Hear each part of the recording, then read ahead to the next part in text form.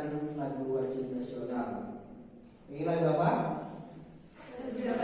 Silakan sama-sama ya. Kita mulai. 1, 2, 3.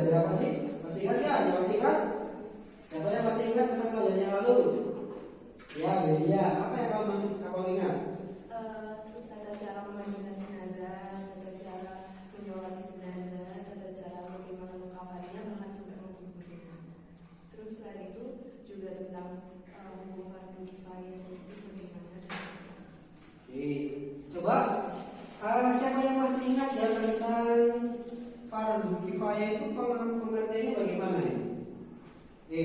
Ya silakan ya Badi. Fardu kifayah adalah satu kewajiban apabila telah yang melakukan kewajiban tersebut akan gugur. Oke, bagus. Tepuk tangan untuk kalian yang sudah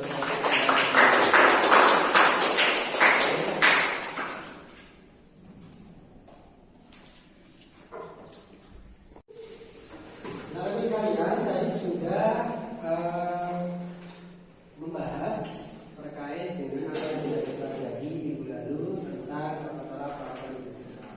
Luar biasa tadi Badi dan juga Belia sudah menyampaikan ya mengenai bagaimana merawat jenazah dan juga hukumnya.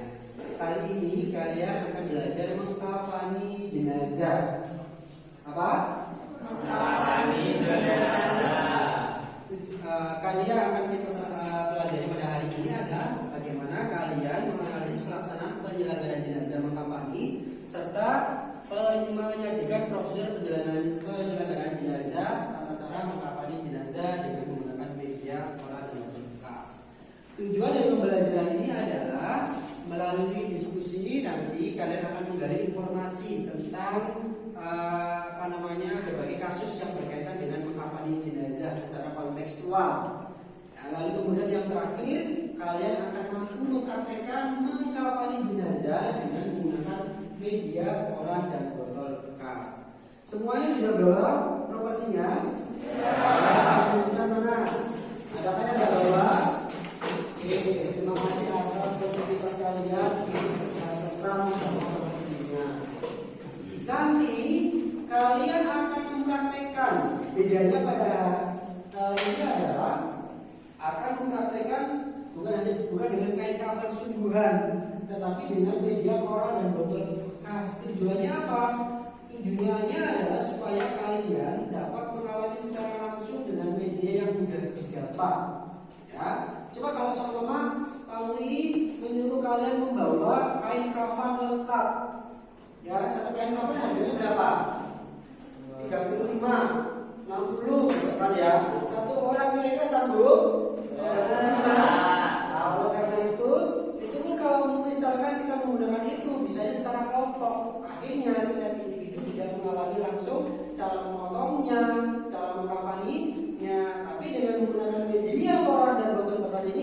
setiap individu langsung mengalami secara langsung. Makanya ini disebut meaningful learning, pembelajaran bermakna di mana kalian mengalami secara langsung. Baik, sebelum itu kita diskusi terlebih dahulu mengenai beberapa permasalahan yang berkaitan dengan menghafali jenazah. Namun sebelum kita masuk pada diskusi, coba perhatikan. Silakan dibaca tadi tentang apa? Kain kafan dari surga untuk Siti Khadijah. Ini sebagai motivasi kita dalam untuk membuka rumah. Perhatikan. Siti Khadijah. Siapakah yang tidak tahu tentang Siti Khadijah? Semuanya tahu ya? Dia adalah seorang istri Rasulullah yang dia mampu memperjuangkan Islam, membela agama dan rela untuk mengorbankan harta bendanya demi mensiarkan agama Islam. Di hari akhir kematiannya, Siti Khadijah yang terkenal sangat kaya raya, ya, seorang pedagang yang sangat kaya raya, tetapi pada saat menjelang kematiannya dia dalam keadaan miskin lantaran hartanya digunakan untuk berjuang di jalan Allah. Nah, terus di sini dalam satu riwayat bahwa Siti Khadijah berkata, sesungguhnya aku takut dari siksa kubur. Kata Khadijah, dan aku ingin ridha itu syarban, ya, ridha yang kau pakai tatkala kau menerima wahyu untuk mengkafaniku. Nah, jadi Siti Khadijah meminta itu untuk dijadikan kain kafannya. Nah, maka Rasulullah tentunya tidak mengizinkan, ya. Maka Rasulullah pun bergegas untuk mengambil ridhanya. Dan seketika Sayyidah Khadijah sangat senang tatkala beliau wafat. Rasulullah langsung menyiapkan keperluan dan memandikannya sendiri. Dan ketika mengkafani, ya, malaikat Jibril turun dan berkata, "Wahai Rasulullah, sesungguhnya Allah kirim salam untukmu dan mengkhususkan penghormatan buatmu dan berpesan kepadamu, ya, tentang apa? Wahai Muhammad, sesungguhnya kain kafan Khadijah itu adalah dariku. Karena ia telah mengeluarkan hartanya di jalanku." Dan Jibril membawa kafan tersebut seraya berkata, "Wahai Rasulullah, kain kafan Khadijah ini adalah pemberian dari Allah sebagai hadiah dan diambil dari surga yang dihadiahkan untuknya." Luar biasa Siti Khadijah. Tentu kita iri ya. Langsung dapat hadiah kain kafan yang dibawakan oleh malaikat Jibril untuk Siti Khadijah. Dia adalah berjuang Islam. Baik, ini sekedar motivasi sekilas. Sekarang kita akan bentuk kelompoknya. Nah, silakan berhitung sampai 4. Ya, untuk kelompok sampai 3. Ya, coba. 2, 3, 1, 2, 3. Oke, baik. Ya, silakan kalian langsung mengumpul, ya, dengan nomornya, ya, 1 di sini, 2 di sini, 3 di sini.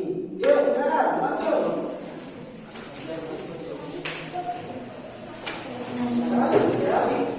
Langsung kelompok yang 1 sampai sini. Yang tadi 2 ke sana. 3 silakan 3 ke situ.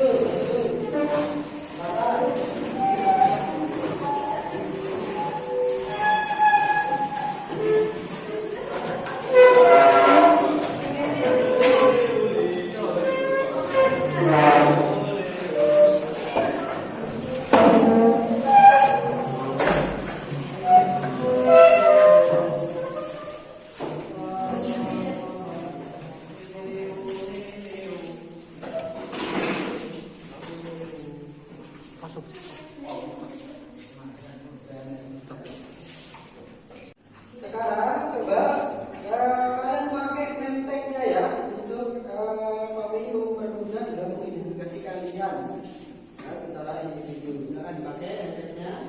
Ya, silakan dipakai. Oke. Silakan dipakai nemteknya dipakai. Yuk. Nah, ke sini silakan dipakai nemteknya. Ya, dipakai di sini biar kelihatan. Oke, baik. Pembagian kelompok terkait dengan materinya adalah perhatikan semuanya di slide.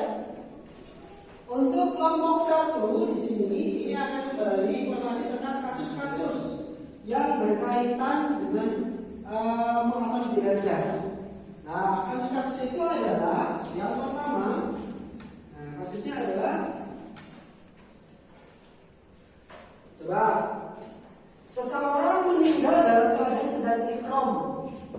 Seseorang meninggal dalam keadaan dalam ihram haji, ya. Jadi bagaimana cara pengapalannya ketika seseorang itu meninggal dalam keadaan dia ihram ya di Mekah.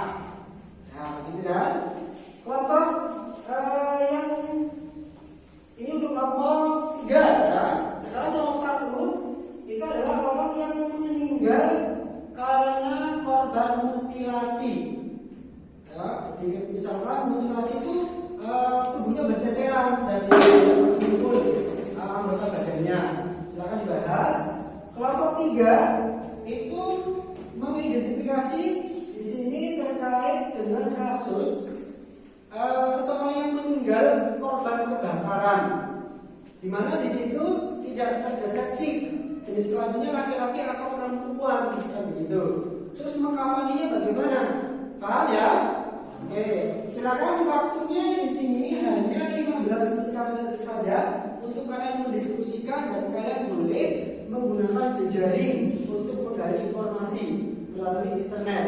Ada yang ditanyakan mengenai materi dalam forum ini? Semuanya paham ya? Oke, diskusikan ya. Oke. Adakah kesulitan terkait dengan pembahasan? Silakan bisa langsung bertanya.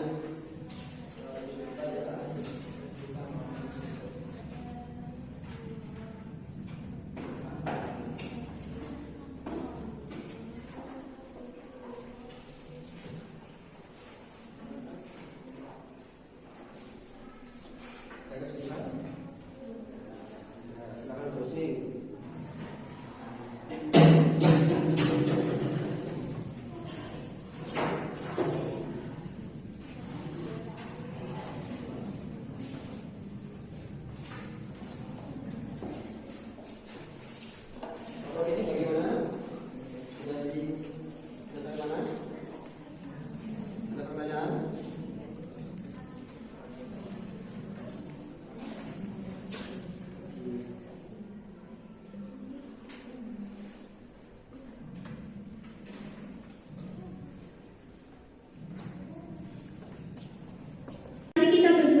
Berdoa, mohon kepada Allah agar diselamatkan dari ujian kehidupan. Selanjutnya, terkait cara memandikan dan mengkafani korban mutilasi, berikut kesimpulan keterangan ulama Hanafi. Akan dilanjutkan oleh teman saya. Yang pertama, Burhanuddin Ibnu Mazhab mengatakan, jika hanya ditemukan potongan tubuh mayit seperti tangan atau kaki atau kepala saja, dia tidak dimandikan atau tidak disalatkan, namun langsung dimakamkan. Kemudian beliau menyebutkan dari kelompok lain siapakah yang ingin menanggapi mengenai kasus mengkafani jenazah dari korban mutilasi? Ada yang ingin? Ya, kelompok 2 silakan. Tadi kan sudah dijelasin bagaimana cara mengkafani tentang korban mutilasi. Ya. Intinya apa sih kesimpulan dari yang kelompok satu itu sampaikan dari materi tersebut? Terima kasih. Atas pertanyaannya, kami akan menjawab. Ya. Jadi dari beberapa keterangan di atas kita bisa mengambil kesimpulan bahwa potongan jasad mayat ada yang disikapi sebagai layaknya manusia utuh dan ada yang disikapi bukan sebagai manusia. Yang kedua, potongan jasad yang disikapi sebagaimana layaknya manusia wajib dimandikan, dikafani, disolati, dan dimakamkan sebagaimana layaknya jenazah. Sebaliknya, potongan jasad yang tidak disikapi sebagaimana layaknya manusia tidak dimandikan dan tidak disolati, tapi cukup dibungkus dengan kain dan dikuburkan. Yang ketiga, Ya, ini satu badan besar ini bagi kedua, ini untuk gambar pertama, ini kain lapis kedua. Untuk mempermudah kalian di dalam praktek, silakan duduknya di bawah saja semuanya. Ayo, silakan duduk di bawah semuanya. Ya.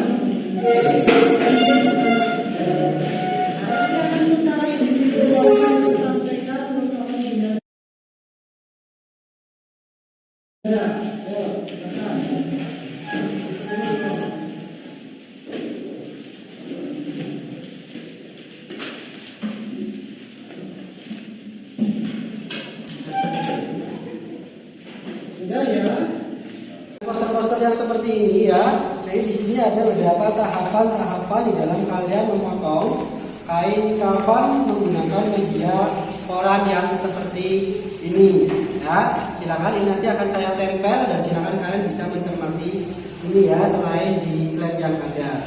Poster-poster yang seperti ini ya. Jadi di sini ada beberapa tahapan-tahapan di dalam kalian memotong.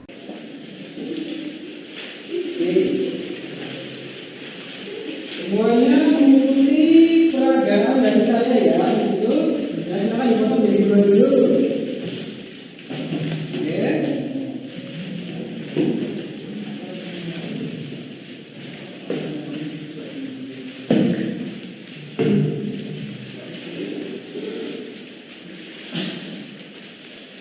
Ya. Nah, seperti ini ya. Lalu dimasukkan dalam botol ya. Jadi kita bikin leher seperti ini. Nah, kita masukkan dalam botol. Nah, ini sebagai kepala dari mayat. Seperti ini bentuknya sudah. Oke. Kita 5 cm silakan dilipat begini. Semuanya sekitar 5 cm silakan dilipat begini. Ya. Semuanya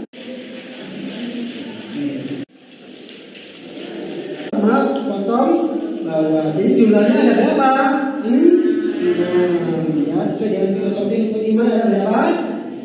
Nah, kenapa kok ada 6 untuk jika di mana saja posisinya? Kepala, atas, kemudian pundak, kemudian perut, kemudian ya. Oke.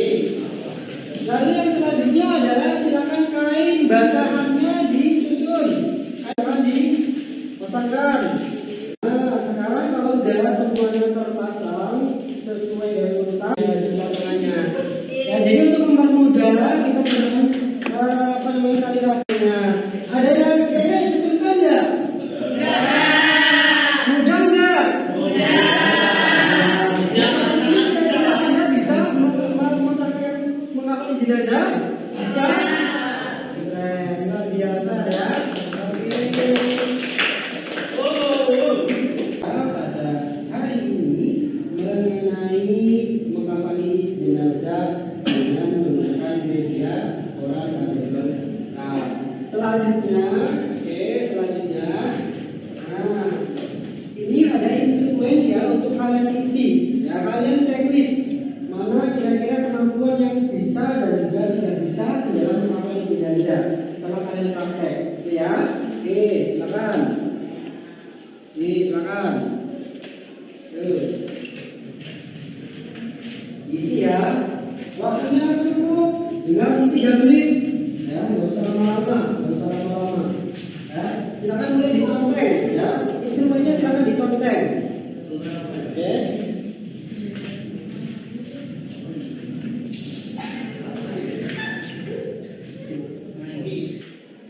Oke, sudah selesai. Silakan dikumpulkan. Oke, ya. Ya, sekilas saya melihat dari instrumen ini ternyata nilainya bagus-bagus. Tepuk tangan. Ya. Oke. Nah, sekarang yang terakhir adalah kesimpulan. Silakan, siapa yang ingin memberi kesimpulan terkait dengan materi praktek mengkafani jenazah? Silakan, Is.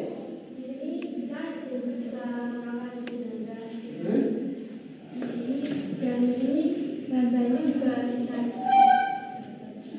didapat di mana saja. Iya. Kira-kira sangat mudah bukan mengkafani jenazah dengan menggunakan kertas koran? Mudah.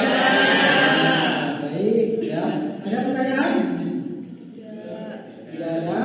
Oke, terima kasih untuk pembahasan kita pada hari ini. Untuk pertemuan selanjutnya adalah nanti kita akan membahas tentang bagaimana tata cara mensolati jenazah. Kalau tidak ada pertanyaan sebelum kita akhiri, ya, saya lagi mohon untuk dipelajari di rumah ya mengenai materi yang akan kita bahas tentang sholat jenazah supaya tidak supaya siap ya nanti dalam pertemuan selanjutnya. Baik, Bapak sekalian terima kasih partisipasi aktif pada pembelajaran kita pada hari ini. Kita tutup sama-sama dengan doa kafaratul majelis.